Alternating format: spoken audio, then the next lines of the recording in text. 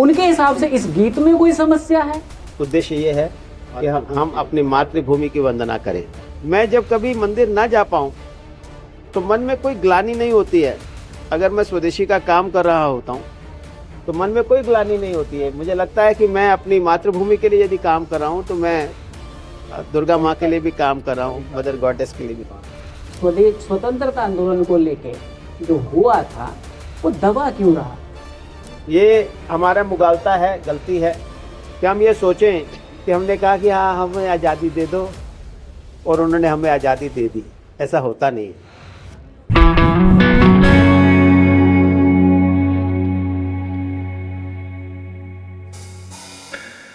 अश्विनी जी, इस देश में ऐसे भी लोग हैं जो इसको बोलने से कतराते हैं और अलग अलग चीजें आती हैं। प्रश्न ये है कि ऐसे लोगों को क्या उनका राष्ट्रबोध अपूर्ण है या उनके हिसाब से इस गीत में कोई समस्या है या उनकी समझने की दृष्टि में कोई समस्या है? इस पर आपका क्या कहना है? ये समस्या बड़े लंबे समय से चली आ रही है। आज़ादी से पहले ही यानी आज़ादी के समय भी इसमें से बाकी अंतरे हटा दिए गए। तो उसके पीछे का यही था कि एक ऐसी सोच कुछ लोगों की बन गई कि शायद ये कुछ धर्मावलंबियों के जो है खिलाफ है। ऐसा कुछ नहीं है। ये देश के प्रति प्रेम का एक द्योतक है और आज भी मैं समझता हूँ कि किसी दूसरे धर्म का व्यक्ति भी जो हिंदू धर्म का नहीं है, अपने आप को नहीं मानता है। वैसे तो हम मानते हैं कि इस देश में रहने वाला हर व्यक्ति हिंदू है। तो अगर वो नहीं भी मानता है कि एक बार वो गा कर दिखा दे इस वंदे मातरम को। और आपको ध्यान होगा, माँ तुझे सलाम सुना हुआ है ना, तो वो उस समय उसको भी उतना ही उद्वेलित कर रहा था जिसने वो गाया था जितना हमें करता है। तो चाहे आप वंदे मातरम कहें या माँ तुझे सलाम कहें, उससे कोई फर्क नहीं पड़ता। लेकिन उद्देश्य ये है कि हम अपनी मातृभूमि की वंदना करें। और यह जो सोच है कि कोई ऐसे शब्द अगर हम माँ दुर्गा की उसमें आराधना करते हैं, मैं ऐसा समझता हूँ। मैं कई बार लोगों को कहता हूँ, कई बार मैं वैसे मंदिर जाता हूँ, मूर्ति पूजा में भी विश्वास रखता हूँ, मैं आर्य समाज में भी चला जाता हूँ, लेकिन मैं जब कभी मंदिर ना जा पाऊँ तो मन में कोई ग्लानि नहीं होती है। अगर मैं स्वदेशी का काम कर रहा होता हूँ तो मन में कोई ग्लानि नहीं होती है। मुझे लगता है कि मैं अपनी मातृभूमि के लिए यदि काम कर रहा हूँ तो मैं दुर्गा माँ के लिए भी काम कर रहा हूँ, मदर गॉडेस के लिए भी काम। इसलिए ये जो ऐसी सोच रखने वाले लोगों को और ऐसी सोच रखने वाले लोगों से ज्यादा मुझे लगता है कि ऐसे वोट जीवी लोग हैं जिनको वोट बैंक की चिंता रहती है, इस वजह से इसका वो आलोचना करते।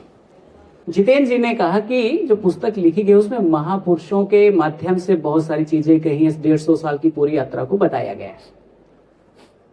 तो उसमें एक जगह क्लीमेंट एटली का एक उदाहरण है कि जब उनसे पूछा गया था कि भारत की जो स्वतंत्रता है उसमें गांधी जी का क्या योगदान, तो उसमें उन्होंने हंसते हुए लिखा था मिनिमल, एक शब्द बोला मिनिमल, दैट्स इट। लेकिन हमारा जो इतिहास है अश्विनी जी, उसमें तो और गाने हैं, दे दी आजादी हमें बिना खड़क बिना ढाल, ऐसी ऐसी। लेकिन जो अंग्रेज यहां से भाग के गए वो बोल रहे हैं मिनिमल। तो ये जो एक तथ्य था क्लीमेंट एटली वाला, वो आज तक, या मुझे लगता है एक मिशन नेताजी चालू हुआ था सुभाष चंद्र बोस जी को लेके, अनुज धर जी और बहुत सारे लोग उस पर वो काम कर रहे थे। उसमें नेताजी सुभाष चंद्र बोस से जुड़ा प्रश्न भी मैं आपसे पूछूंगा। तो उन लोगों ने इस मिनिमल वर्ड को काफी ज्यादा, मतलब सोशल मीडिया का दौर तो उसको लेके आए। प्रश्न ये है कि जो एटली ने कहा था, इस तरीके का तथ्य स्वतंत्रता आंदोलन को लेके जो हुआ था वो दबा क्यों रहा? इस पर आपका क्या कहना है? क्यों? अंग्रेज तो नकार चुके थे सारी चीजें। देखिए, मुझे लगता है कि एक हिप्नोटिज्म सा कुछ हुआ था। हमारी जनता को इतने साल तक हिप्नोटाइज करके रखा गया, ये कह करके कि क्योंकि ऊपर से देखने में ऐसा लगता था कि महात्मा गांधी उनसे मिले, वो गोलमेज सम्मेलन में गए, इधर गए उधर गए, और अल्टीमेटली अंग्रेजों ने कहा कि चलो आज़ादी दे दी तुम्हें। लेकिन हमारे हजारों युवाओं ने जो त्याग किया, जो समर्पण किया, हमारे सुभाष चंद्र बोस ने जब ब्रिटानिया सरकार की नींव हिला दी, जो हमारे जो वंदे मातरम ने जिस प्रकार से हमारे युवाओं के बीच में एक ऐसा मातृभूमि के प्रति प्रेम का संचार किया, उसके कारण जो बदलाव समाज के अंदर आया, अंग्रेजों को लगा कि अब इस देश में रहना संभव नहीं है।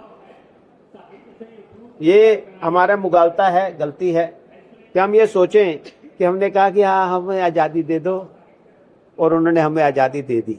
ऐसा होता नहीं है, क्योंकि अभी भी उनके पास बहुत कुछ था यहाँ पर लूटने के लिए, लेकिन अब उन्हें लगने लगा था कि यहाँ रहना सेफ नहीं है, और दुनिया के हालात भी अब इसके लिए ठीक नहीं है कि हम जिस प्रकार से दुनिया में एक कॉन्फ्लिक्ट आया है, और ऐसे में भारत में अगर सुभाष चंद्र बोस खड़े हुए हैं तो ऐसे हजारों सुभाष चंद्र बोस खड़े हो सकते हैं।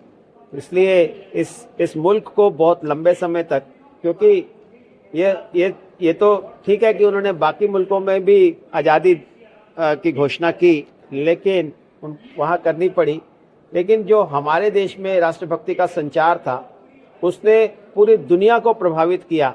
और आज भी अगर अफ्रीका या दूसरे मुल्कों की बात करें तो उनके अंदर भी जो राष्ट्रभक्ति का संचार कहीं ना कहीं भारत से प्रेरित होकर के निकला।